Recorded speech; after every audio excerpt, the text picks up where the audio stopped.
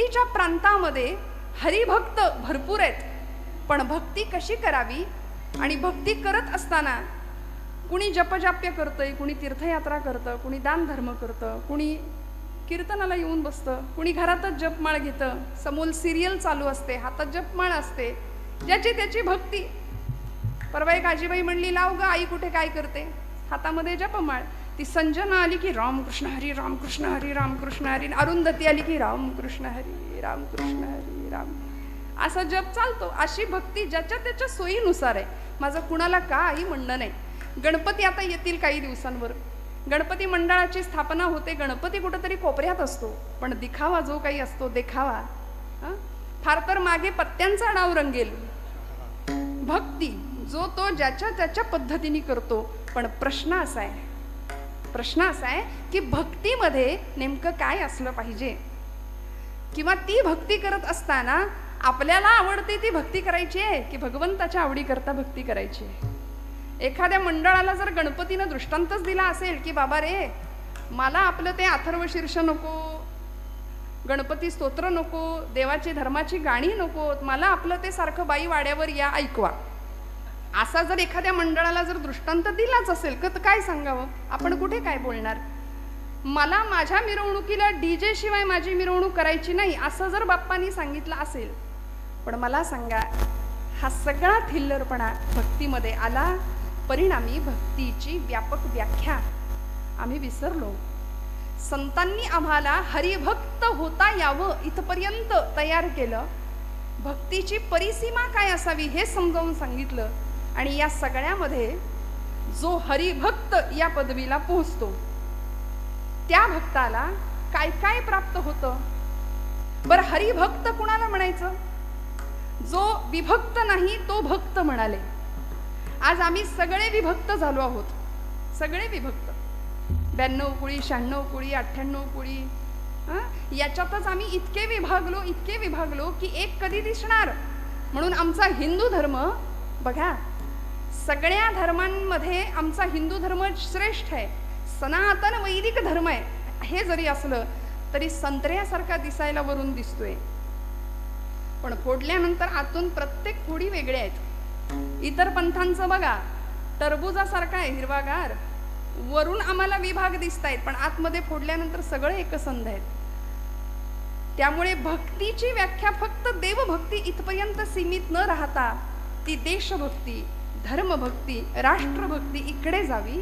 आणि असा हरिभक्त ज्यावेळी तयार होतो त्यावेळी त्याची अवस्था काय होते, त्याला काय काय प्राप्त होतं आणि भगवंत त्याच्याकरता काय करतो हे तुकोबराय सांगतात पहिल्या चरणापासून. हरिचिया भक्ता नाही भय चिंता, हरिचिया भक्ता नाही भय चिंता, हरिचिया भक्ता नाही भय चिंता, हरिचिया भक्ता नाही भय चिंता, हरिचिया भक्ता नाही भय चिंता, हरिचिया भक्ता नाही भय चिंता, हरिचिया भक्ता नाही भय चिंता,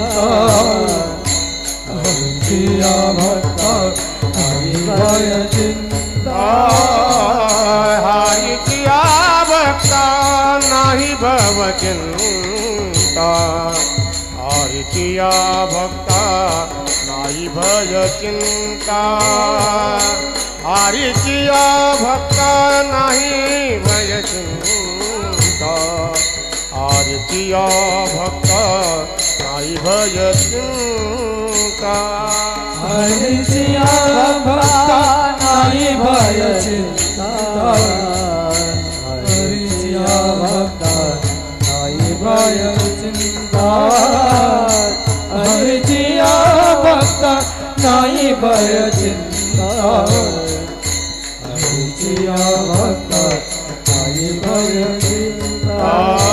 दुःख निवारिता नारायणा, दुःख निवारिता नारायणा, दुःख निवारिता नारायणा दुःख निवारिता नारायणा दुःख निवारिता नारायणा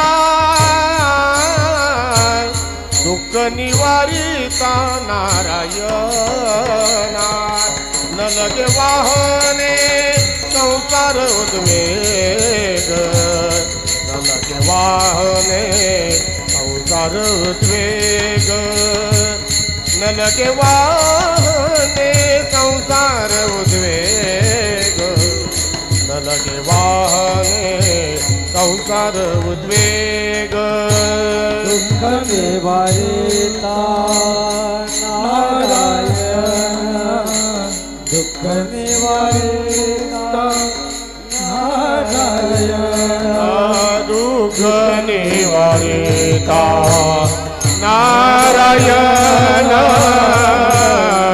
दुःख निवारिता नारायण दुःख निवारिता नारायण दुःख निवारिता नारायण निवारणे संसार उद्वेग निवारणे संसार उद्वेग निवारणे संसार उद्वेग संसार उद्वेग हरिया भक्ता नाही भय चिंता दुःख निवारिता नारायण दुःख निवारिता नारायण दुःख निवारिता नारायण हरिया भक्ता नाही भय चिंता दुःख निवारिता नारायण दुःख निवारिता नारायण दुःख निवारिता नारायण नारायण नारायण हरीचिया भक्ता नाही भय चिंता. तुकोबरायांनी हरिभक्त या अवस्थेला आम्ही जेव्हा पोहोचतो तेव्हा आम्हाला काय लाभ होतात याचं वर्णन केलंय बरं का. हरीच्या भक्ताला भय नाही पहिली गोष्ट, आणि दुसरी गोष्ट चिंता रहित जीवन खरा हरिभक्त जगतो. तुम्ही आम्ही चिंतेत असतो कायम, तुम्ही आम्ही कायम भयग्रस्त असतो. आणि बघा तुम्ही कथा कीर्तनाला जाणारा माणूसच फार अगदी घाबरून जगत असतं, होय की नाही. आम्ही निर्भय असावं ही संतांची अपेक्षा आहे. कीर्तनाला रोज येणारा माणूस कायम लो कॉन्फिडन्स आहे, अजिबात आत्मविश्वास नाही, जीवनाकडे सकारात्मकतेकडे बघण्याची दृष्टी नाहीये, जीवनाचा संघर्ष पचवण्याची तयारी नाहीये. पण हरिभक्त ज्यावेळी आम्ही होतो तो भक्त भयरहित भयमुक्त जीवन जगतो. म्हणून आमच्या सगळ्या संतांची उदाहरणं बघा, चरित्र बघा. तुकोबरायांचं चरित्र घ्या. काय होतं महाराजांकडे, आम्ही सदैव सुडके जवळी येतात चोरही धाके. चोरांनी 10-100 वेळा विचार करावा यांच्या घरात जाताना जाऊ की नको. दारिद्र्य बघून आपल्याकडचंच काहीतरी द्यायची इच्छा व्हावी की काय, म्हणून चोर सुद्धा घाबरायचा तुकोबरायांकडे यायला. पण महाराज निर्भय. संसाराला बाजूला ठेवलं. संसार तापे तापलो मी देवा, करिता या सेवा कुटुंबाची. मी हे सगळं केलं भगवंता, पण पोळलो, ताप झाला, आणि आता तुझ्या भक्तीला लागलो, तुझ्या भजनाला लागलो. मला लोक काय म्हणतात याची मला पर्वा नाही. कोणी निंदा कोणी वंदा, आम्हा स्वहिताचा धंदा. माणसाने असं असावं बरं का, निर्भय असावं, निर्भय. नाहीतर अमुक काय म्हणेल, आता कीर्तनाला मी जाऊन बसलोय, मग माझे मित्र काय म्हणतील. ऐन 25शीत 20शीतली पोरं कीर्तनाला येताना फार विचार करतात. का समाज काय म्हणेल, 4 मित्र काय म्हणतील आतापासूनच येड लागलं याला. निघाला कीर्तनाला. आमच्या तरुण अगदी 20-25शीतल्या मुली सुद्धा कीर्तनाला येताना थोडंसं काचकूच करतच येत असतील, मला असं वाटतं नाही का. मनामध्ये लोक काय म्हणतील. अर्जुनाचं हेच झालं होतं की नाही हो. पण भगवंतांनी कसं सिद्ध बनवलं. कुरुक्षेत्रावर मोहग्रस्त झालेला अर्जुन भयव्याकुल स्थितीमध्ये होता. सिदंती मम गात्राणी मुखंच परिशिष्यती. माझे हातपाय गळून गेले देवा, माझ्या तोंडाला कोरड पडली, कारण माझेच आप्तिष्ट समोर आहेत. पितामह भीष्म, द्रोणाचार्य, कृपाचार्य या सगळ्यांना मी कसं मारू, माझे भावंड समोर आहेत. हातातलं धनुष्य गळून पडावं. भगवान गोपाल कृष्ण म्हणाले, अर्जुना उठ, उचलते तुझं धनुष्य आणि सिद्ध कर क्षत्रियत्व तुझं. स्वतःला क्षत्रिय म्हणवतोस ना, हतो वा प्राप्सिसी स्वर्गम जित्वा वा भोक्षसे महिम. रणांगणावर धारा तीर्थी पतन पावलास तर स्वर्गात जाशील आणि जिंकलास तर राज्य तुझं आहे, लक्षात ठेव. आणि मग 18 अध्यायी गीता श्रवण करावी अर्जुनाने भगवंतांच्या मुखातनं. आणि अर्जुनाला सांगावं, अर्जुना निसंग असलेला मी, माझा संग तू केलास म्हणून या पदाला पोहोचलास. म्हणून तो भगवंतू जो निसंगाचा सांगा तू, तो म्हणे पार्था दत्त चित्तू होई आता. हे सगळं ऐकवलं, ऐकून घ्यावं लागलं अर्जुनाला, सगळं ऐकावं लागलं. आणि मग जे काही स्थित्यंतर झालं, मग जे काही परिवर्तन झालं, अर्जुनाला निमित्त केलं आणि भगवंतांनी भारतवर्षातल्या सगळ्या अधर्माचा नाश त्या युद्धामध्ये केला. का हो? भक्तांनी निर्भय असलं पाहिजे. भक्ताचं ध्येय काय असलं पाहिजे, ते ध्येय निश्चित असलं पाहिजे. दुर्दैवानी आज तुमचं आमचं भक्ती राहू द्या बाजूला, व्यवहारात सुद्धा धड एक निर्णय नाही आमचा. कायम संभ्रांत, कायम गोंधळलेल्या अवस्थेमध्ये आहे की नाही. कायम भयग्रस्त आहोत. असं केलं तर असं होईल, मग तसं केलं तर काय होईल. निर्णय क्षमता नाही, पालकांकडे नाही. त्यामुळं पालक आपल्या मुलांमध्ये ती निर्णय क्षमता देऊ शकत नाहीयेत. मग आमचं बाळ 10वी पास होतं कसं बसं. 10वी झाल्यानंतर 10वीला 98% पोराला जरी पडले तरी पालक विचारतात 2% कुठं गेले, विचारतात की नाही. सध्या कशाच्या मागे आम्ही लागलो. खऱ्या अर्थी निर्भय, बलवान आणि पोलादी स्नायूंचे संन्यासी मला हवेत, अशा स्वामी विवेकानंदांनी अपेक्षा केली होती. रामकृष्ण परमहंस म्हणायचे, मला निर्भय संन्यासी हवेत, तर भारतवर्षामध्ये मी काहीतरी बदल करू शकतो. आम्ही सतत भयग्रस्त आहोत, भीतीच्या वातावरणात आहोत. आजूबाजूला वातावरणही तसंच आहे. पण भक्त या पदाला आम्ही जेव्हा पोचतो, ती भक्ती ज्यावेळी फलद्रूप होते, त्यावेळी आमच्याकडे पहिला गुण येतो निर्भयता. का? कारण भगवंतावर जो आम्ही विश्वास ठेवतो तो कसा असतो, निष्काम निश्चळ विठ्ठली विश्वास पाहो नये वास आणि कांच. आता बाकी काही हरकत नाही, काहीही वाटेल ते झालं तरी आम्हाला त्याचा काही फरक पडत नाही.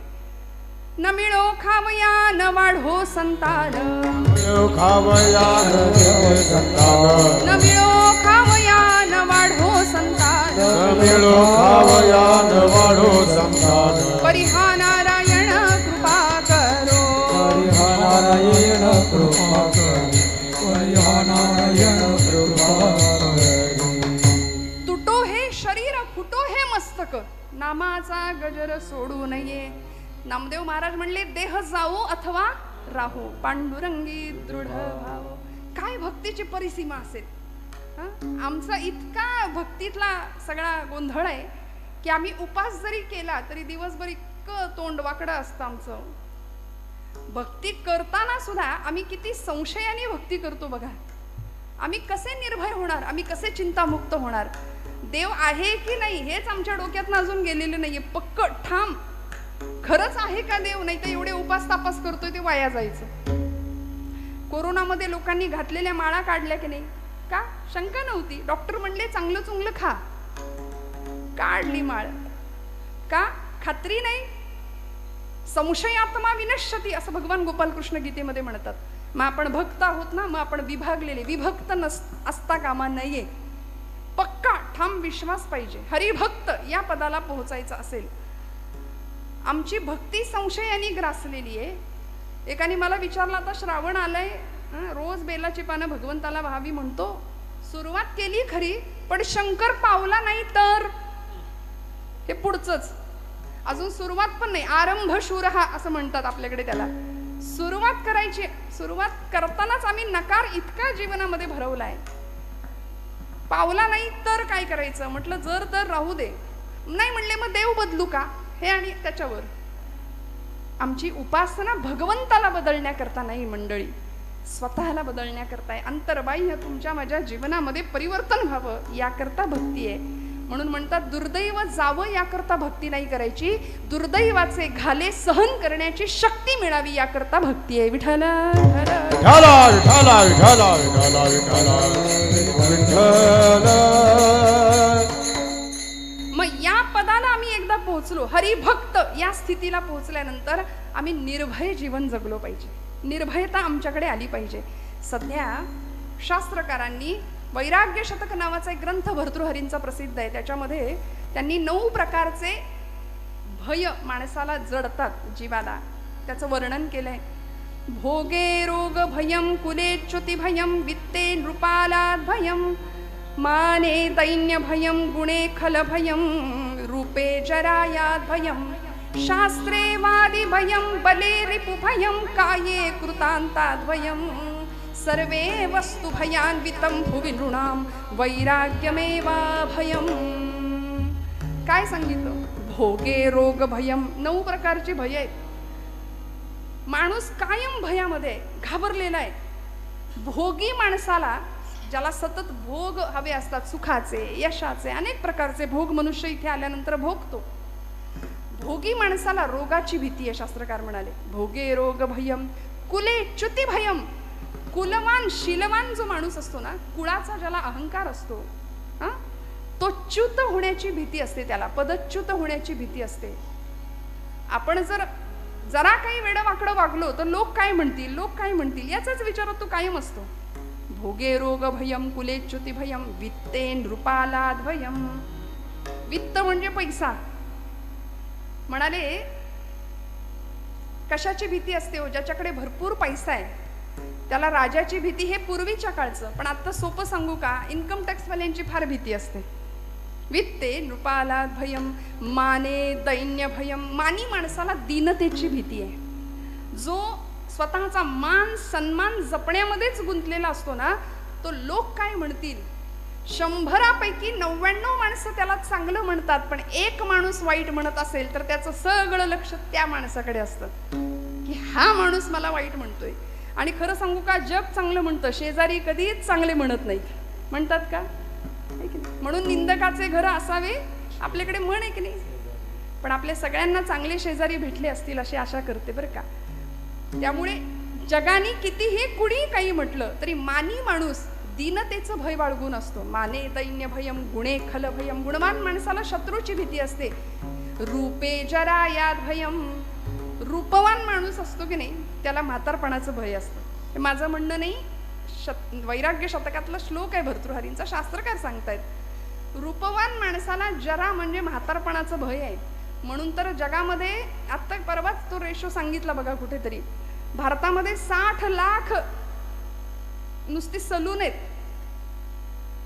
म्हणजे सौंदर्य प्रसाधनासाठी जे काही उत्पन्न भारतामध्ये जात आहे किंवा लोक त्या गोष्टीकडे जितकं लक्ष देत आहेत. रूपे जराया भयम. रूपवान माणसाला म्हातारपणाचं भय आहे. पण हे अंतिम आहे की नाही सत्य. 25व्या वर्षी जी देहाची अवस्था आहे ती 75व्या वर्षी असेल का? मान्य करावं माणसानी. आम्ही कीर्तनामध्ये बऱ्याचदा नारदीय कीर्तन, आता तुम्हाला माहिती आहे मी मागच्या वेळी नारदीय कीर्तन इथं केलं होतं. मग ते उत्सव असा असतो की सलग कीर्तनं एकाच ठिकाणी असतात.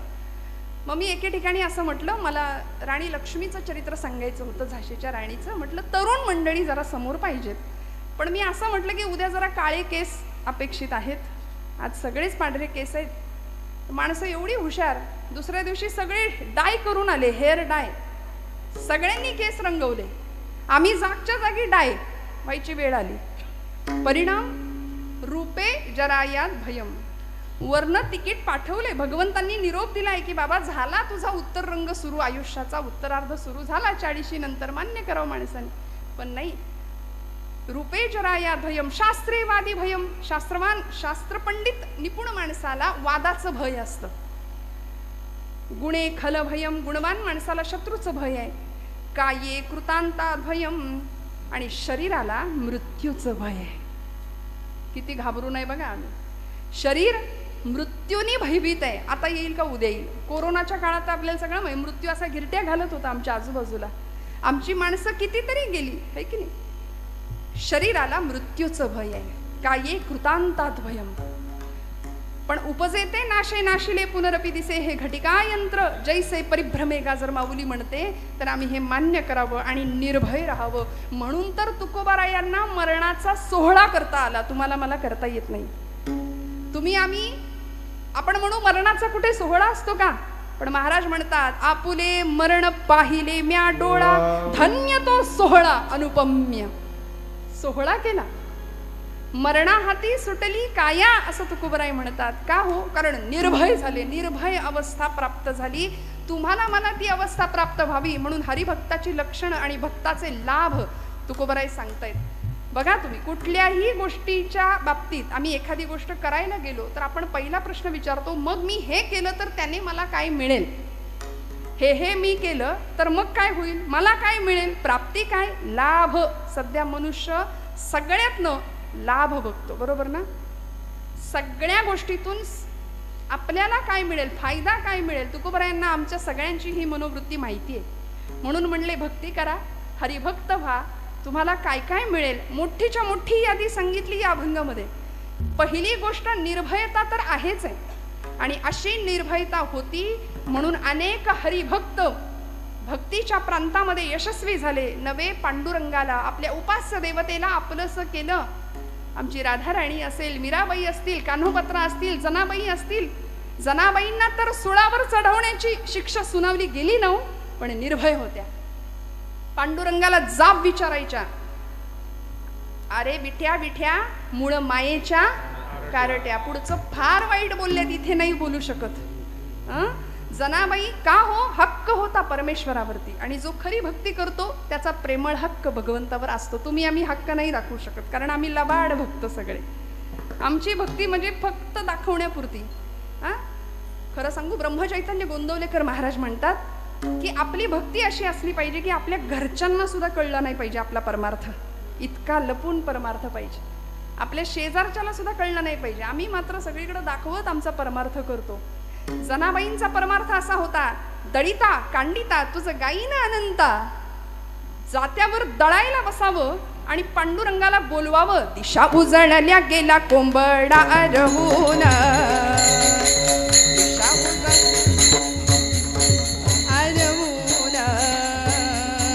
सूर्याचं किरण येती डोंगरा मागून.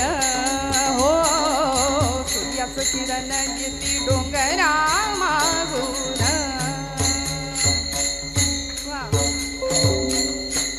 जनाई बैसली जात्यावरी दळायाला, पांडुरंग सखा येई तिच्या गमदतीला. घरच्या पिठाची घालू भाकर पती देवा, ही गोडी अमृताची पांडुरंगा वाटे हेवा.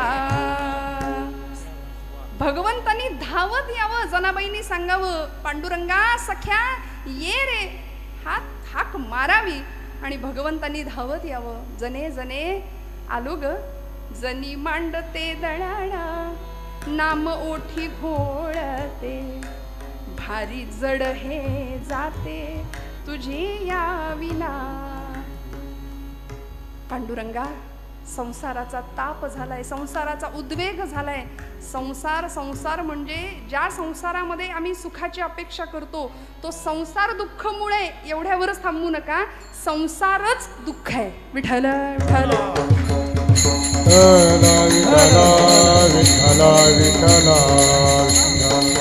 म्हणून हाक मारावी आणि पांडुरंगाने धावत यावं.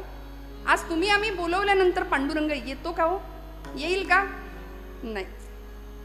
ब्रह्मचैतन्य महाराज म्हणायचे, माझ्या रामाकडं तुम्ही 2 पावलं चाला, माझा राम तुमच्याकरता 20 पावलं चालत येईल.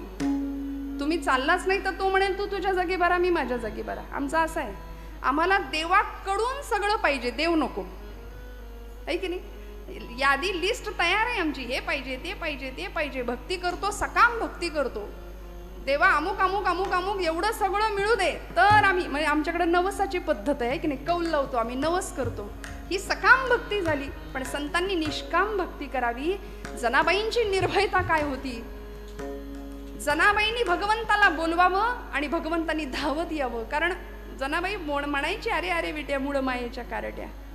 नामदेव भांडण करायचे, भक्त कैवारी या होशी नारायणा, भक्त कैवारी या होशी नारायणा, बोलता वचन काय लाज, काय लाज, पंढरी निवास सखा पांडुरंग, पंढरी निवास सखा पांडुरंग. नामदेव महाराज म्हणायचे, तुला माझ्याशी बोलायला लाज वाटते काय रे देवा? असं आम्ही बोलू शकतो का? नाही. का? मला सांगा. आम्ही सगळ्या माता भगिनी, मी थोडंसं या वर्गाला बोलते, की आपलं पोटचं लेकरू जर दिवसभर उपाशी असेल, जेवलंच नाही, तर आपल्याला किती वाईट वाटतं. एकदा तरी डोळ्यात पाणी येतं की नाही? आज माझ्या लेकरांनी, आज माझ्या काळजाच्या तुकड्यांनी काही खाल्लं नाही. किती गुंतलोय आम्ही बघा मायेमध्ये. वास्तविक तोच तुकडा काळजाचा मोठा होतो, लाथ मारायला पुढे मागे बघत नाही, पण त्याच्याकरता आम्ही किती तुटतो, किती झुरतो. संत म्हणतात, तेवढं झुरणं, तेवढं तुटणं भगवंता करता ठेवा. तरी झडझडोनी महिला निघ, ये भक्तीची वाटे लाग, तई पावसी अव्यंग निजधाम माझे. आम्ही भगवंतासाठी कधी रडतो का हो? समजा आमचं पोरग जेवलं नाही म्हणून आम्ही एखाद्या वेळी डोळ्यात पाणी येईल. माऊलीचं नाव उच्चारल्यावर आमच्या डोळ्यात पाणी यावं, पण ते नाही येत. भगवंतापुढे नैवेद्य ठेवून आम्ही कधी रडलोय का? जसं पोरासाठी रडतो तसं. आज माझा देव जेवतच नाही, जेवतच नाही. आम्हाला वेळ कुठे? आम्ही काढून घेतो लगेच. खाल्लं बिल्लं तर करायचं काय त्याने? आम्हाला इतकी घाई आहे. भगवंता करता आम्ही रडत नाही. आणि खरं सांगू का, नामदेव महाराज रडले म्हणून पांडुरंग जेवला. अज्ञान स्वामी रडले म्हणून रामराय जेवले. ब्रह्मचैतन्य महाराज रडले म्हणून राम जेवला त्यांच्या हातनं. इथे आम्ही रडणारं कुणी नाही, त्याला बोलवणारं तर कुणी नाही. तो तिष्ठत उभा आहे 28 युगांपासून. पुन्हा कधीतरी एखादा माझा नामदेव यावा, मला हट्ट करावा जेवणाकरता. पुन्हा कधीतरी एखादी जनाई यावी, तिने मला बोलवावं. तो व्याकुळ आहे, तो आर्त आहे, तो भावाचा, भक्तीचा भुकेला आहे. आमचा नैवेद्य तो खात नाही. आणि खरं सांगू का, आपला नैवेद्य तो खात नाही, याच्यातच तो आपली आब राखून आहे. विठ्ठल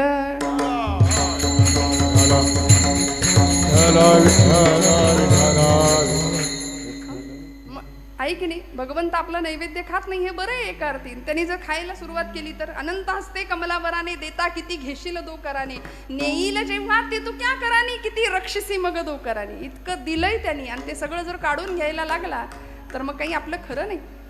जनाबाईंनी आर्ततेने भगवंताला बोलवावं आणि भगवंतांनी सांगावं, मीही होतो एकला, करमेना मुळी मला. जने जने मलाही नाही करमत ग, आरसा मला गे दिधला, तुझे याद ठेला.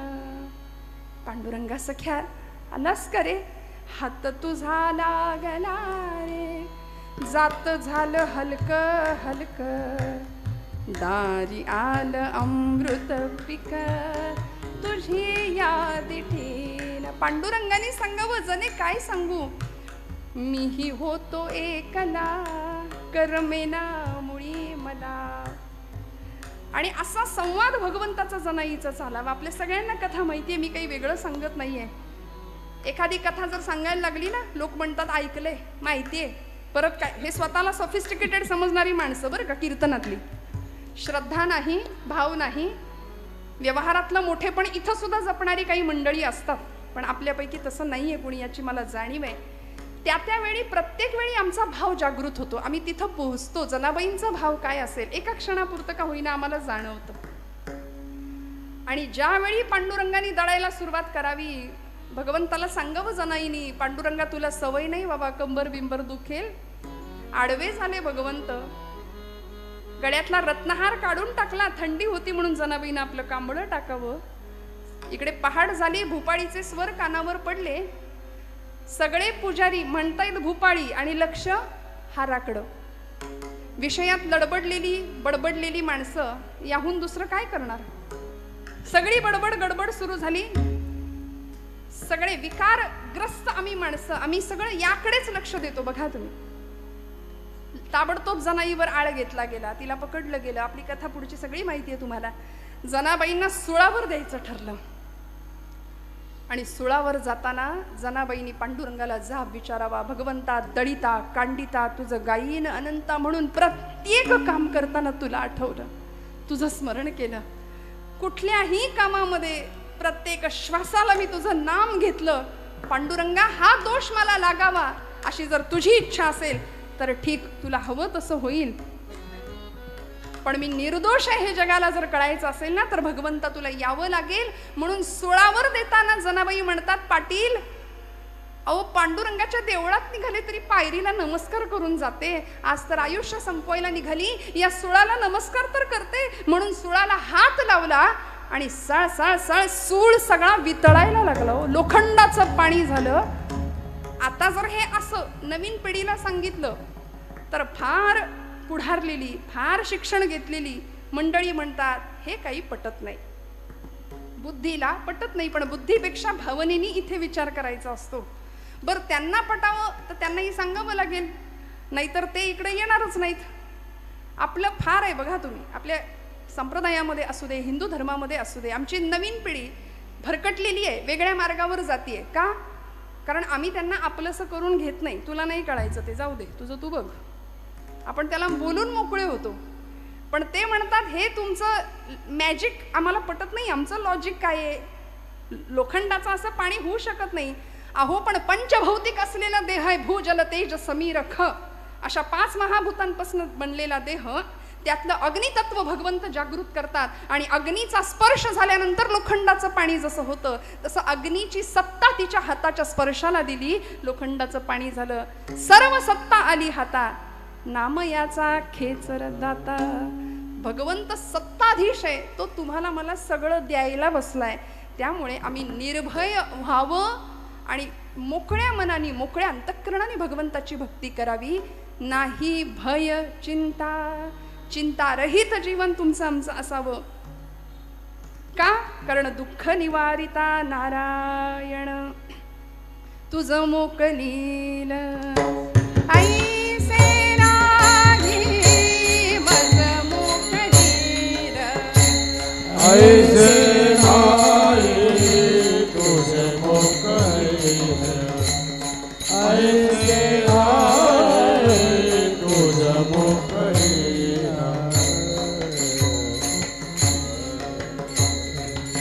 सकल जीवांचा करीतो सांभाळ, मज मोकलील ऐसे नाही, मज मोकलील ऐसे नाही. सकल जीवांचा करीतो सांभाळ,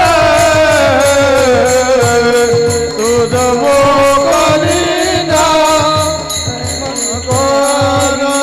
तुझ मोकलील ऐसे नाही, ऐसे नाही. चिंतारहित असावं, सकल जीवांचा करीतो सांभाळ, तुझं मोकलील ऐसे नाही. का बरं आपल्याला सोडेल? कारण तो कसा आहे, दुःख निवारिता नारायण तुकोबराय म्हणतात. आणि मग हे सगळं कळायचं असेल तर आम्ही काय केलं पाहिजे? अभंगाचं 2रं चरण.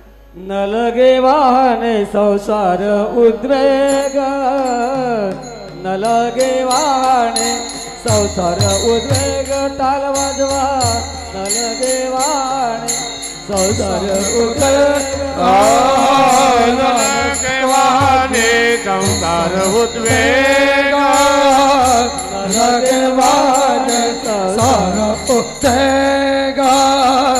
जडोने पांग देवराव,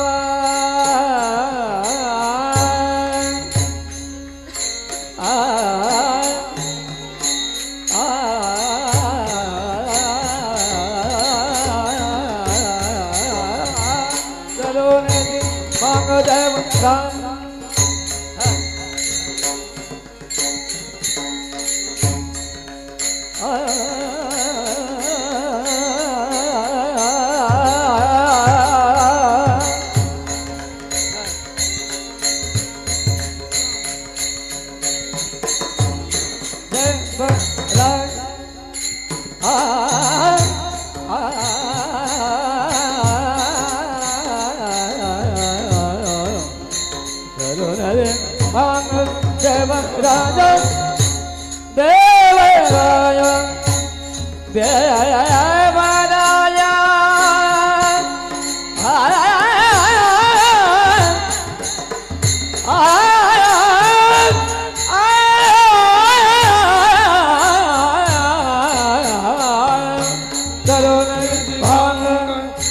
देवराय जलोन दीपांग देवराया जलोन दीपांग देवराया नलगे वाहने संसार उद्वेग नलगे वाहने संसार उद्वेग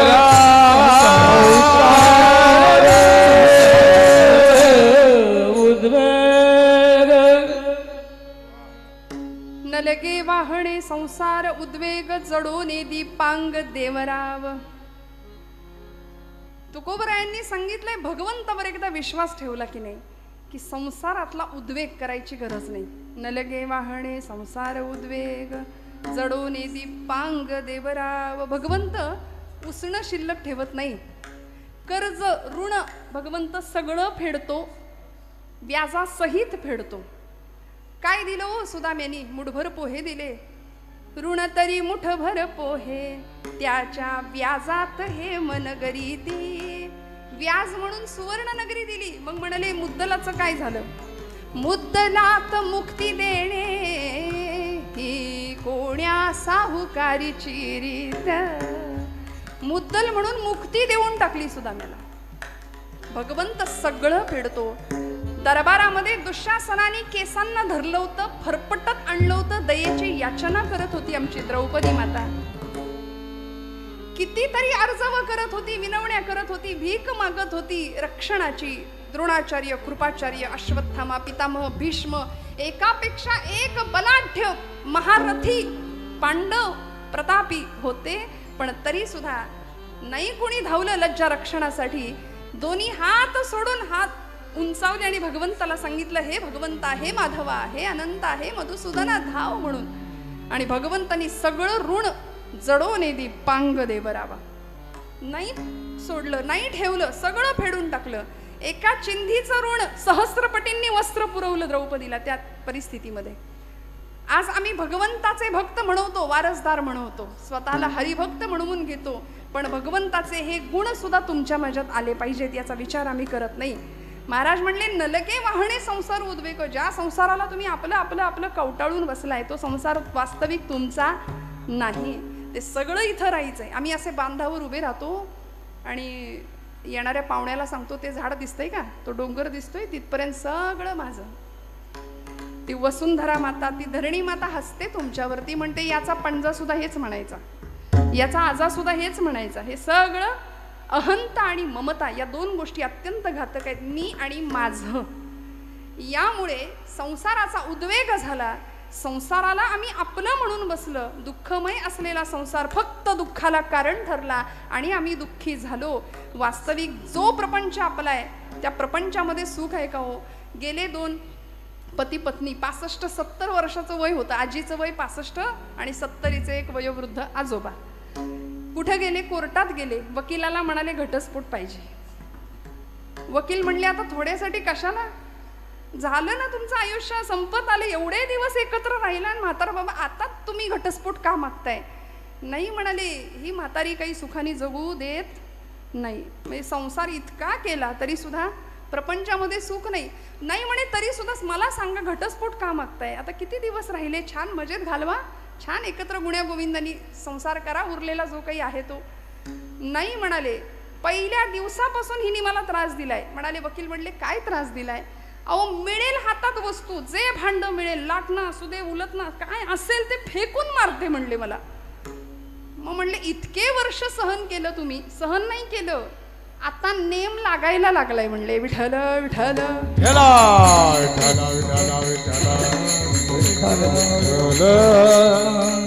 इतके दिवस सगळी प्रॅक्टिस झाली म्हणूया. आणि असा प्रपंच आहे बघा ना. वाटतंय सुख आहे, सुख सुख म्हणत आहे, दुःख ठाकोनी आले. करुणाष्टक लिहिली समर्थ रामदास स्वामींनी. त्यांनी असं सांगितलं, विषयजनित सुखे सौख्य होणार नाही, तुझ विण रघुनाथा वोखटे सर्व काही.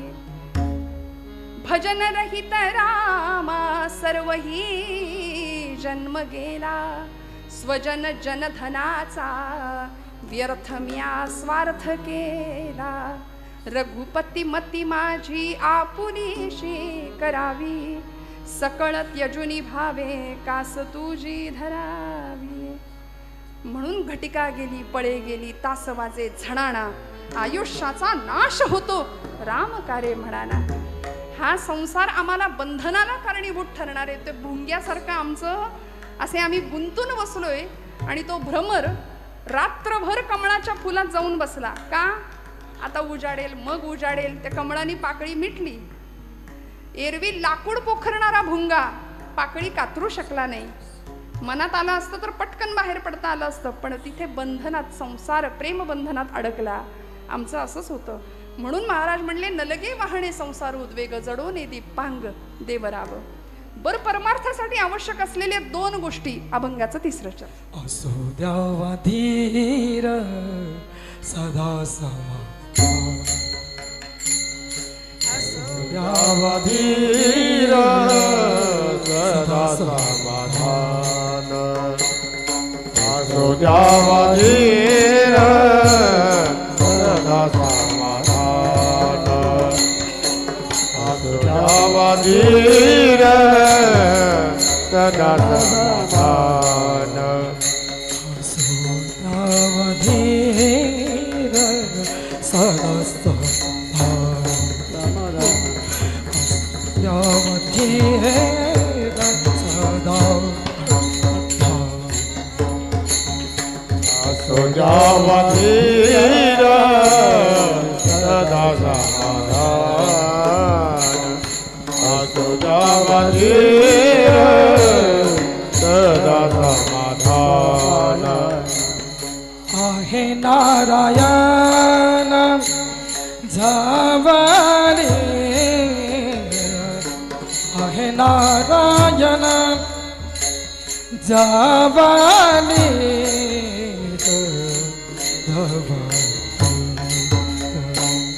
लगे वाहने संसार उद्वेग, लगे वाहने संसार उद्वेग.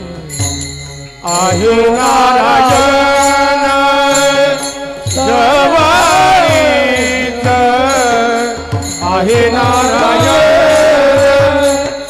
जवळीत,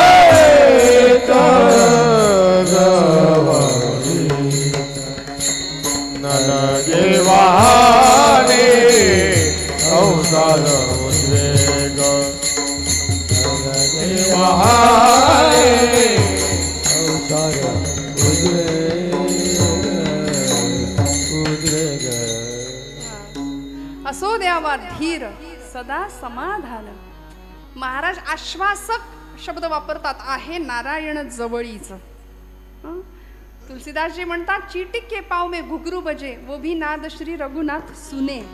एवढं त्याचं आमच्याकडे लक्ष आहे. पण आम्ही बेभानपणे आयुष्य जगतोय. आम्हाला भ्रांत आहे कशाची? सुख कसं मिळेल, संपत्ती कशी कमवता येईल. सध्या सगळ्या जगाची भूक एक आहे, सत्ता, संपत्ती, पैसा, श्रीमंती.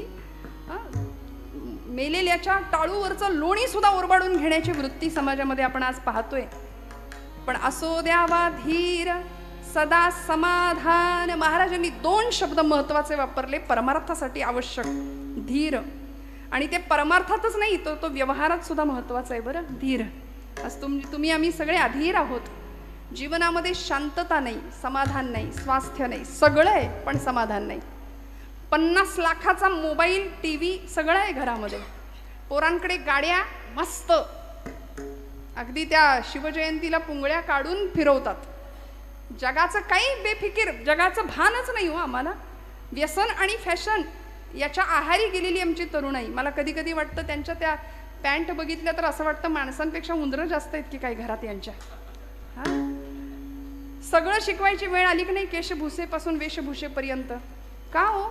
कुठे चाललो आम्ही? एक काळ असा होता, म्हणजे एखाद्याच्या घरात आपण गेलो आणि पटकन चहा आला समोर. पूर्वीच्या काळी गुळाचा चहा प्यायची पद्धत पूर्वी, आता जुनं ते सोनं म्हणून आता आम्ही तेच करतोय, आहे की नाही? पूर्वी माणसं दूध न घातलेला चहा द्यायची, तेव्हा आपली माणसं काय म्हणायची? म्हणजे गरीबाच्या घरचा चहा, काळा चहा. आता ते श्रीमंतीचं लक्षण झालंय. ठिकठिकाणी फाटलेले ग्रीन टी, अजून ब्लॅक टी, त्याला नावं दिली आम्ही, वा वा, लेमन टी. बरं, ठिकठिकाणी फाटलेल्या जीन्स ते श्रीमंतीचं लक्षण झालं. आमच्या इथल्या आजीनी सांगावं, साडी फाटली तर जोडून रफू करून, आहे की नाही, वापरायची. गरिबीत माणसांनी हे दिवस काढले म्हणून नव्या पिढीला हे सगळं भोगायला मिळतंय. आणि आम्ही हे सगळं विसरून घरातलं 2 वर्षाचं पोर घरातल्या म्हाताऱ्या आजीला म्हणतं, आजी तू गप, तुला काही कळत नाही. आणि तुम्ही आता कसे हसला तसेच घरातले सगळे हसतात, किती हुशार बाळ आहे. त्याला 2 वाजवल्या पाहिजेत की नाही त्यावेळेत. मला खरं सांगा, मी चुकत असेल तर शास्त्र सांगतं, लालयेत 5 वर्षांनी, 10 वर्षांनी ताडयेत. 5 वर्षापर्यंत दात झाले लाडकोड. 10 वर्षाच्या पुढे, 5 वर्षाच्या पुढे पोरग गेलं की फटके देता आले पाहिजेत वेळेच्या वेळी. नको तिथे नाही तितकं जर कौतुक झालं ना तर मग फार भरकटले पण यायला वेळ नाही लागत. बाप हसत हसत 5 वर्षाच्या पोरांनी मांडलेली चापट सुद्धा सहन करतो, म्हणतो माझं बाळ किती हुशार आहे. मग तेच बाळ मोठं झाल्यावर हाताऐवजी लाथ वापरतं आणि वृद्धाश्रमाची वाट दाखवतं. मला काही दिवसांपूर्वी वाचलेला रेशो आहे, भारतामध्ये हिंदू धर्मीयांची वृद्धाश्रम जास्त आहेत. किती लाजिरवाणी गोष्ट आहे. मुस्लिम पंथामध्ये आपल्या आई वडिलांना वृद्धाश्रमात पाठवायची व्यवस्था किंवा पद्धतच नाहीये, ते सांभाळतात. आज तुम्हाला आम्हालाच आमचे पालक जड का होत आहेत? का आमची पोरं वृद्धाश्रमाचा रस्ता आई वडिलांना दाखवतायत? सगळं असून बेवारस असल्यासारखे पालक वर्ग का बरं? रक्ताचे पाणी करावं, हाडाची काढं करावी, सगळं करावं का हो? आम्ही अधीर झालो. असंयमित जीवन, मर्यादे पलीकडचं जीवन आज आम्ही बघतोय, भोगतोय आजूबाजूला. इथल्या प्रत्येक पुरुषांनी, माता भगिनींनी मला सांगावं की आमची तरणी ताठी पोर जर घरातनं बाहेर पडली आणि संध्याकाळी 7 वाजून जरी गेले आणि ती घरात नाही आली तर आमच्या काळजाचा ठोका चुकतो की नाही? का हो? कारण मर्यादे पलीकडचं जग आज आपण बाहेर पाहतोय. मग अशा परिस्थितीमध्ये आम्ही भपकेपणाकडे लक्ष द्यावं, भब्बकपणाकडे लक्ष द्यावं की आहे त्याच्यामध्ये समाधानी राहून खऱ्या अर्थी आमच्यातलं आत्मतत्व जागृत करावं, खऱ्या अर्थी परमार्थाची कास धरावी आणि मुलींना स्वसंरक्षण कसं करता येईल यासाठी आम्ही त्यांना सिद्ध आणि कटिबद्ध बनवलं पाहिजे की नाही? मला सांगा. असे टपून बसलेत, कधी आमच्या उमऱ्यात येतील सांगता येत नाही. लव जिहादवाले आमच्या पोरी बाळींना फूस लावून फसवून घेऊन जातायत, धर्मांतर सरळ घडतायत. आणि हा परिसर तुम्हाला मला काही मी काय सांगावं इथं येऊन? आपण सगळं जाणता, आपल्या सगळ्यांना सगळं माहिती असतं, फक्त ज्यांनी बोलायला हवं ती मंडळी बोलत नाहीत म्हणून सगळं बिघडतंय. नको बोलायला हवे त्यांचे आवाज भयंकर वाढतायत. धर्मावरती विशिष्ट प्रकारे घाला घातला जातोय. आमच्या देवी देवतांवर, आमच्या संतांवरती नको त्या प्रकारे प्रहार केले जातात आणि आम्ही शांतपणे बसलोय, कुणाच्या घेण्यात नाही, कुणाच्या देण्यात नाही. आम्हाला कशाची फिकीर नाही, परवा नाही. महाराज म्हणले, असो द्यावा धीर सदा समाधान. समाधानी संतांना जमलं, महापुरुषांना जमलं, वीरांना जमलं. मला सांगा, सावरकर आले होते बॅरिस्टरीचा झगा पांघरून लंडनवरून, बॅरिस्टर होऊन आले होते, पण ती पदवी नाकारली. इथं आल्यानंतर 2 BHK 3 BHK घेता आला असता, बंगले बांधता आले असते, जमिनी घेता आल्या असत्या. संतांना करता आलं असतं की नाही? माऊलींना विचारावं, माऊली तुम्ही काय केलं इथं येऊन? तुम्ही काही घेतलं का एकरभर जमीन? माऊली म्हणले, हे विश्वची माझे घर, ऐसी मती जयाची स्थिर, किंबहुना चराचर आपणची झाला. म्हणून आज तुम्ही आम्ही बंगले बांधतो, पण आमच्या घरामध्ये माऊलींचा फोटो असतो. वसुधैव कुटुंबकमची भावना संतांना समजली, कारण ते सदैव समाधानी होते. तुकोबराय म्हणले, ठेविले अनंते तैसेची राहावे. आणि हे समाधान प्राप्त व्हावं याकरता आमच्या संतांनी प्राणपणाने प्रयत्न केले, लढले. किती? 11:30 पर्यंत वेळ आहे आपल्याकडे का नाही? 11:15. बरं, टाइम लिमिट दिलेला आहे. अशी समाधानी वृत्ती तुमच्या माझ्याकडे असेल, बघा समाधान पाहिजे की नाही? नाहीतर आपलं दिलंय म्हणून घ्यायचं 12 वाजेपर्यंत. आम्हाला नारदीय कीर्तनाची फार सवय, 2-2.5 तास आपलं एकटंच बडबडत बसायचं. पण हे आहेत याचं भान ठेवलं पाहिजे. विठ्ठल विठ्ठल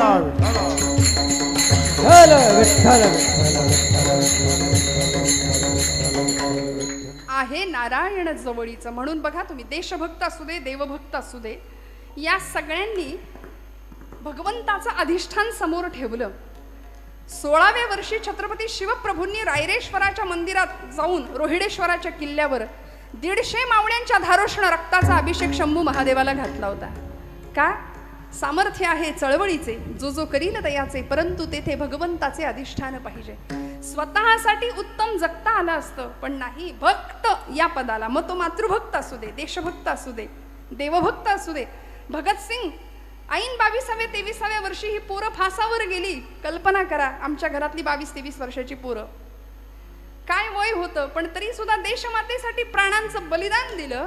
आणि ज्यावेळी फाशीच्या तख्तावर उभे राहिले होते भगतसिंग, मेरा रंग दे बसंती चोला, माहे रंग दे बसंती चोला, त्यावेळी भगतसिंगांची आई त्या कारागृहाच्या बाहेरच्या बाजूला रडत होती, भिंतीला कान लावत होती, त्या भिंतीवरून हात फिरवत होती, मेरा भगत फांसी पे जा रहा है. सगळा समाज विचारत होता की आई साहेब तुम्ही का रडताय? मुलगा फासावर चालला म्हणून रडता का? नाही म्हणाल्या. नाही, मेरा भगत आज जा रहा है इसलिए मैं नहीं रो रही हूँ. मेरा भगत जा रहा है, मातृभूमि के लिए जा रहा है, ये मुझे पता है. भगत जा रहा है इसका अभिमान है. अरे भगत सारखी अजून 7 पोरं जरी माझ्या पोटी जन्माला आली असती ना, तरी ती मी मातृभूमीलाच वाहिली असती म्हणाली. याला म्हणायचं भक्त ही अवस्था, बरं का. मग राष्ट्रासाठी, देवासाठी, धर्मासाठी प्राणावर उदार होण्याची भूमिका आमच्या सगळ्या संतांनी, महापुरुषांनी, वीरांनी निभावली. आमच्याकडे तारुण्याची व्याख्या परमादरणीय जगन्नाथ महाराज फार सुंदर सांगतात बघा. तेजस्विता, तपस्विता आणि तत्परता हे 3 गुण एकत्र आले की तरुण होतो ना. पण तो तरुण धरून आणावा लागतो म्हणतात की नाही महाराज. पण या तरुणाईला कशाला म्हणायचं हो तरुण? अंगापिंडांनी बळकट, मजबूत स्नायू, बलदंड शरीर यष्टी म्हणजे तरुण का? नाही. तेजस्विता, स्वामी विवेकानंद म्हणाले, तपस्विता आणि तत्परता हे 3 गुण आले की आम्ही सगळे तरुण. मग 75 वर्षाचे शेलार मामा सुद्धा तान्याला म्हणायचे, तान्या चढव यशवंती, म्या मारीन उदय भान्याला. गडाला पण सिंह गेला तेव्हा चमत्कार घडतो, जेव्हा 75 वर्षाचे शेलार मामा तिथे प्राणांची आहुती देतात, तिथे लढतात. तानाजी मालुसरे प्राणांची आहुती दिली, जीवाला जीव देणारी ही सगळी मावळे मंडळी. का हो? कारण शपथच घेतली होती 16व्या वर्षी, हे राज्य व्हावे ही तो श्रींची इच्छा. रक्ताचा अभिषेक केला होता शंभू महादेवाला. देवीचं अधिष्ठान ठेवलं होतं. देवी उमे कालिके आदिशक्ती शिवानंदिनी भक्त कल्याणिनी चंडासुर छेदिनी भद्रकालिनी शंभासुर प्राण संहारिणी दाक्षायणी शैल राजेंद्र कन्ये जगत्स्वामिनी राजराजेश्वरी कुळाची भवानी तुला प्रार्थितो हा शिवाजी रणी दे जय स्वामिनी. देवी उमे कालिके आदिशक्ती शिवानंदिनी भक्त कल्याणिनी चंडासुर छेदिनी भद्रकालिनी शंभासुर प्राण संहारिणी. कुळाची भवानी तुला प्रार्थितो हा शिवाजी रणी दे जय स्वामिनी. आई जगदंबेची पूर्ण कृपा होती म्हणून हा राजा सिंहासनाधीश्वर छत्र चामर परिधान केलेली, पण तरी सुद्धा गळ्यामध्ये देवी भक्तीची कवड्याची माळ घालत होता. हातामध्ये पोत घेऊन देवीचा भुतिया म्हणून गोंधळी बनून नाचत होता. हे गोंधळी गोंधळी अंबेचे गोंधळी गोंधळी गोंधळी गोंधळी गोंधळी आम्ही अंबेचे गोंधळी. गोंधळी गोंधळी आम्ही अंबेचे गोंधळी. आमचा घालावा गोंधळ वासुदेव हरिनाम संबळ. आमचा घालावा गोंधळ हरिनामे संबळ. जिथं विठूचं राऊळ तिथं संतांचा गोंधळ. जिथं विठूचं राऊळ तिथं संतांचा गोंधळ. गोंधळी गोंधळी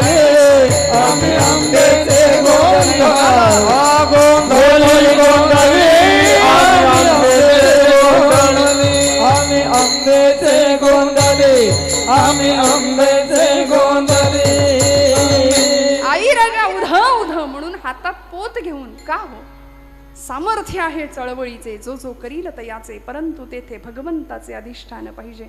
म्हणून स्वराज्यावर आलेली सगळी संकट परतावून लावण्याचं धैर्य, साहस, पराक्रम आणि ताकद होती, कारण निर्भय अवस्था प्राप्त झाली होती. हरीची या भक्ता नाही भय चिंता. कारण जिजाऊ माऊलींनी अगदी लहानपणापासून हरिभक्ती शिकवली होती. रावणाला मारणारा राम शिकवला होता, कंसाला मारणारा कृष्ण शिकवला होता, पराक्रमी कीचकाची छाती फोडणारा भीम शिकवला होता. आता आमच्या पोरांना विचारा भीम म्हणजे काय हो, ते पोरग म्हणतं छोटा भीम, कार्टून मधला लाडू खातो.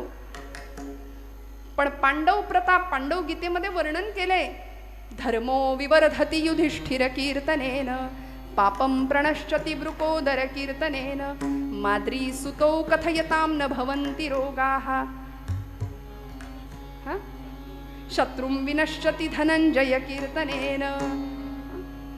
प्रत्येक पांडवाचं गुणवर्णन केल्यानंतर आम्हाला फायदा आहे, लाभ आहे. धर्मो विवर्धति युधिष्ठिर कीर्तनेन, धर्मराजांबद्दल ऐकल्यावर बोलल्यावर धर्मभावना जागृत होते. शत्रुं विनश्यति धनंजय कीर्तनेन, शत्रूंचा नाश होतो अर्जुनाचं चिंतन केल्यावर, गुणवर्णन ऐकल्यावर, पराक्रम ऐकल्यावर. वृकोदर म्हणजे भीमसेन, भीमांचं गुणवर्णन ऐकल्यानंतर अंतःकरणातली पापभावना जाते. आणि माद्रीसूत म्हणजे नकुल सहदेव यांचं वर्णन ऐकल्यानंतर रोगांचा नाश होतो. मग हे सगळं आम्ही ऐकायचं सोडून आज आमचे हिरो बदलले, आदर्श बदलले. असो, माझा त्याबद्दल बोलण्याचा आत्ता तरी भाव नाही आहे. पण या पलीकडे जाऊन तुकोबराय सांगतात, आहे नारायण जवळीचा थोडा विश्वास ठेवा.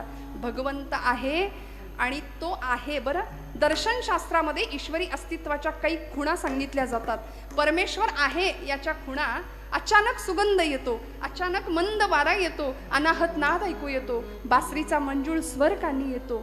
वारीतल्या लोकांना अनुभव असतात, कुठेही फुल नसतं पण अचानक सुगंध येतो. आणि जिथं सुगंध आहे तिथं कृष्ण परमात्मा आहे. दर्शनशास्त्र आहे, भगवंत आपल्या अस्तित्वाची खूण देतोच देतो, फक्त ती जाणून घेण्याची भावना असावी. आणि मग नवविधातल्या सर्वश्रेष्ठ भक्तींमध्ये अशी एक भक्ती आहे, त्या भक्तीकडे जाताना पहिली भक्ती तुकोबर आमचे भागवतकार सांगतात, श्रवणम कीर्तनम. आणि या कीर्तन भक्तीमध्ये असलेली नाम साधन ही भक्ती, ती आम्हाला नित्य निखळ परमानंद दिल्याशिवाय राहणार नाही. म्हणून हाताने टाळी, मुखाने नाम. विठोबा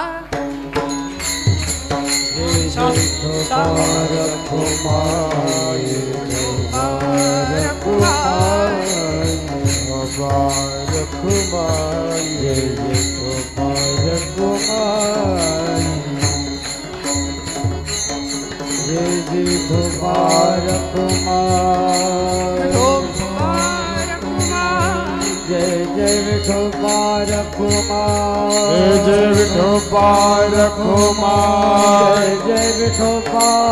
कुमार, जय विठोबार कुमार, कुमार कुमार,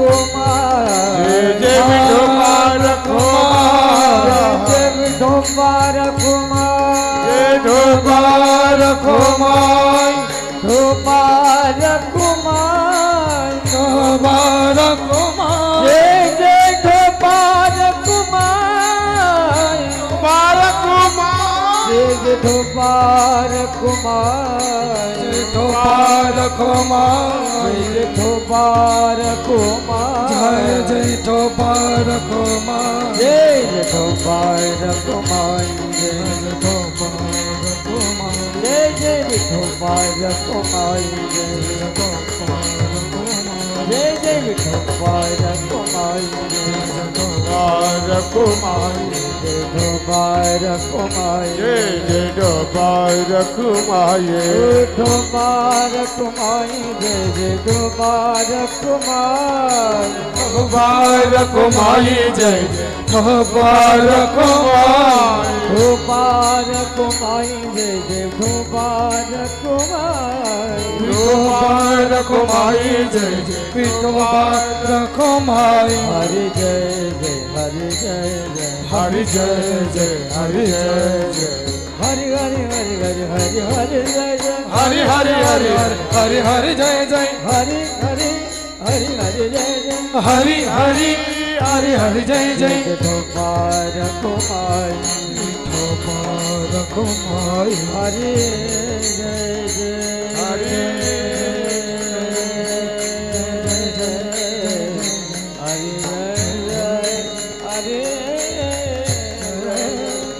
हरि जय जय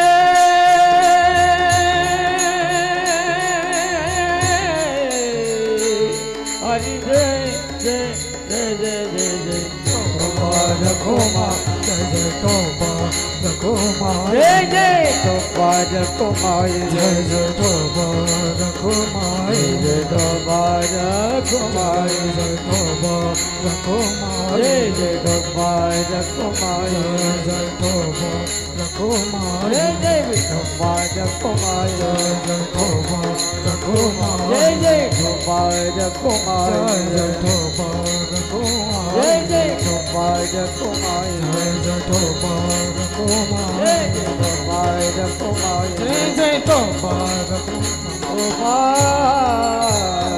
रखुमाई जय जय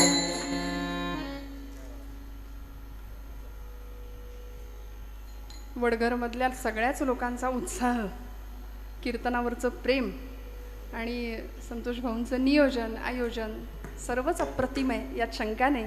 आपल्या सगळ्यांचा भाव. पण खरं सांगू का, वक्ता वक्तृत्व वक्तव्य आणि व्यक्तिमत्व, कीर्तनकाराच्या वक्ता वक्तृत्व वक्तव्य आणि व्यक्तिमत्व यातलं वक्तव्य फक्त घ्यावं, बाकी सगळं सोडून द्यावं. कारण कीर्तनकार येतील जातील आणि ही गादी अनंत काळापासून आहे, अनादी कालापासून चालत आलेली ही परंपरा, आणि या उज्ज्वल परंपरेचे आम्ही पायिक आहोत. आशीर्वाद रूपाने आपल्या सगळ्यांचं प्रेम मिळतंय, यामध्ये मी स्वतःला खूप भाग्यवान समजते.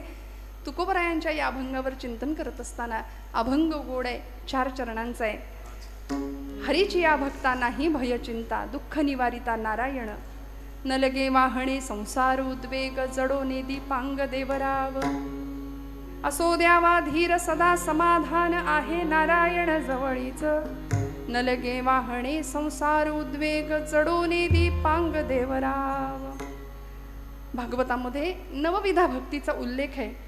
श्रीमद भागवत महापुराण या ग्रंथामध्ये कथा आहे, प्रल्हादानी आपल्या पित्याला म्हणजे हिरण्यकश्यपूला नवविधा भक्ती पटवून सांगितली. श्रवणं कीर्तनं विष्णु स्मरणं पादसेवनं अर्चनं वंदनं दास्यं सख्यं आत्मनिवेदनं. श्रवण भक्ती पहिली आहे.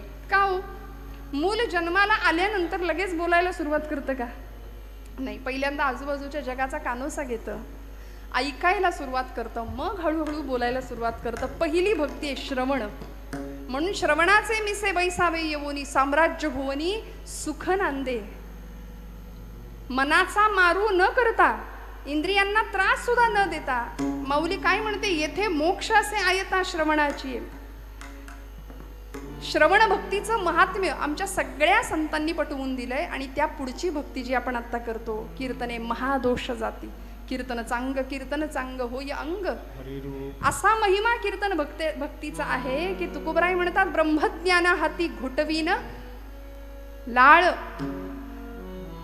ऐसा या कीर्तनी ब्रह्मरस. मुक्त आत्मस्थिती सांडवीन. काय संतांचा दृढ विश्वास आहे बघा या नामभक्ती विषयीचा.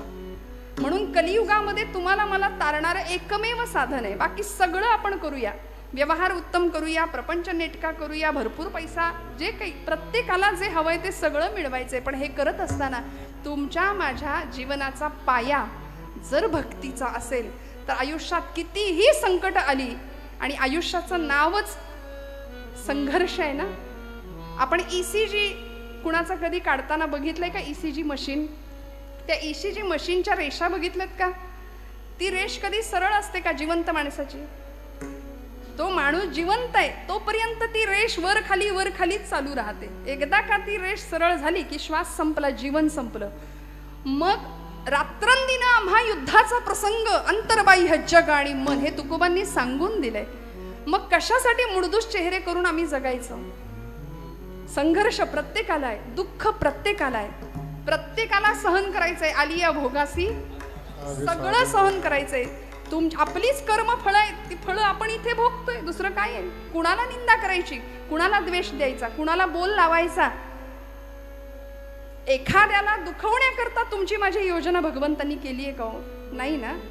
मग हे सगळं जाणीव ठेवावी आणि भगवंताशी असं विलक्षण वेगळं आगळं नातं जोडावं की ते आम्हाला श्रवण, कीर्तनम, विष्णुस्मरणम, पादसेवनम, अर्चनम, वंदनम, दास्यम, सख्यम आणि आत्मनिवेदनापर्यंत घेऊन जाईल. म्हणून तुकोबरायांनी एक नातं भगवंताशी जोडलं शेवटच्या चरणात. भैरवी तुका मने माझा सखा पांडुरंग, तुका मने माझा सखा पांडुरंग, तुका म्हणे माझा सखा पांडुरंग, तुका म्हणे माझा सखा पांडुरंग. तुका मने माझा सखा पांडुरंग, तुका मने माझा सखा पांडुरंग, तुका म्हणे माझा सखा पांडुरंग, तुका म्हणे माझा सखा पांडुरंग. या पियेले जग, या पियेले जग, तेने के न लगे वारे, संसार वेग न लगे वाहने, संसार उद्वेग.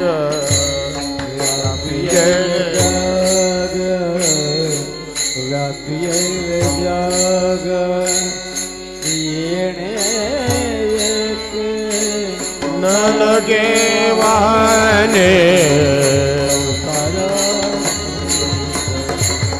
न लगे वाहने, संसार उद्वेग. जडोन दीपांग देवराव, जडोन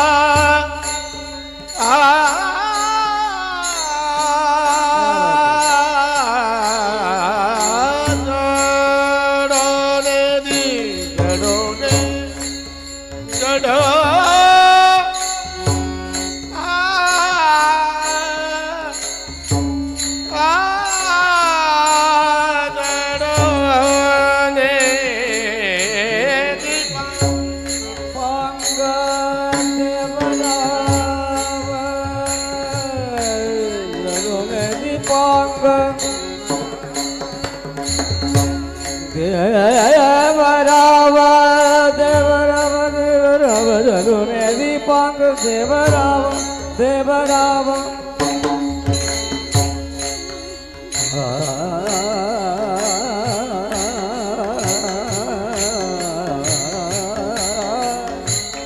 देवराव धरून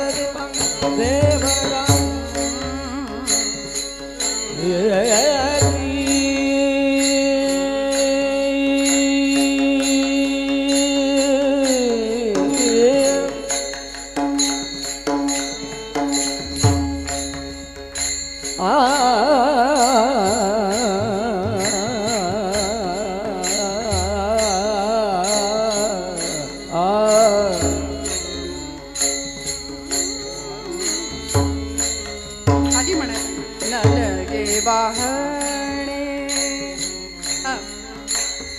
जडोले जडोले दीपांग देवराव जडोले दीपांग अनाधा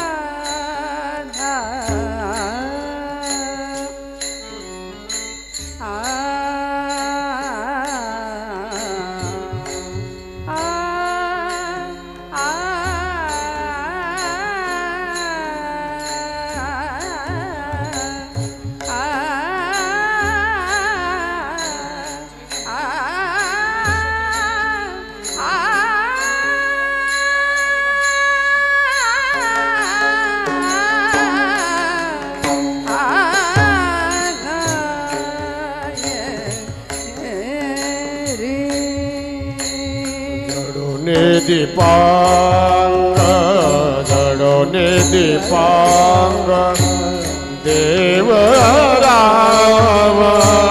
नलगे वाहने संसार उपेग नलगे वाहने संसार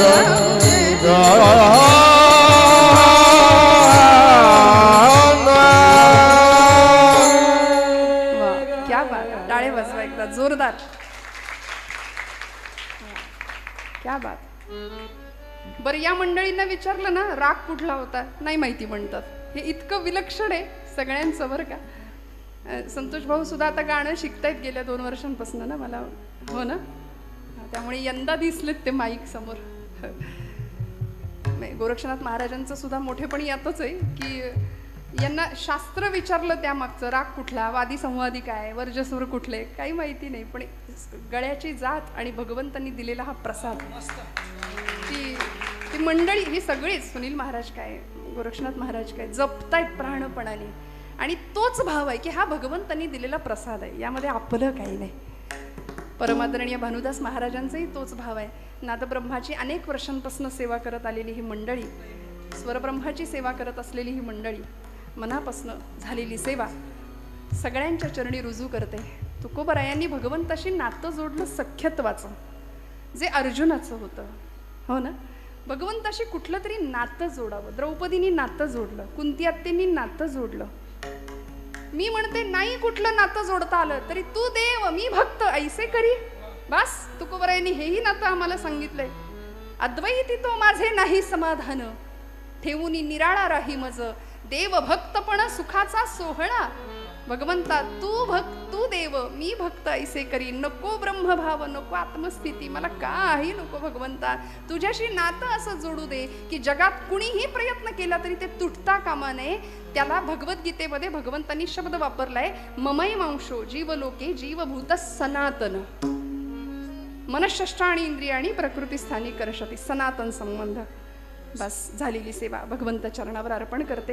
बोलत असताना काही वेळ वाकडं केलं असेल तर मोठ्या अंतःकरणाने क्षमा करा. आपण सगळे ज्येष्ठ श्रेष्ठ श्रोतृवर्ग मनापासून सगळ्यांना हृदयस्थ परमात्म्याला नमस्कार करते. आजच्या कीर्तनाचे संयोजक आयोजक सगळ्यांच्या चरणी कृतज्ञताभाव व्यक्त करते आणि सेवेला विराम देते. ज्ञानेश्वरा ज्ञानेश्वर माऊली महाराज ज्ञानेश्वर माऊली विठ्ठल जय जय विठ्ठल विठ्ठल जय जय जय विठ्ठल जय जय विठ्ठल विठ्ठल जय जय बोलिलेले गोरे वेडुआ गोरे होतरे क्षमा पराध महाराज तुम्ही सिद्ध नाही उच्चारिला अधिकार म्या पुला क्षमा पराध महाराज तुम्ही सिद्ध का म्हणे ज्ञानेश्वरा राखा पाया वेगेंकरा क्षमा पराध महाराज तुम्ही सिद्ध. रामकृष्ण हरी. जय हरी.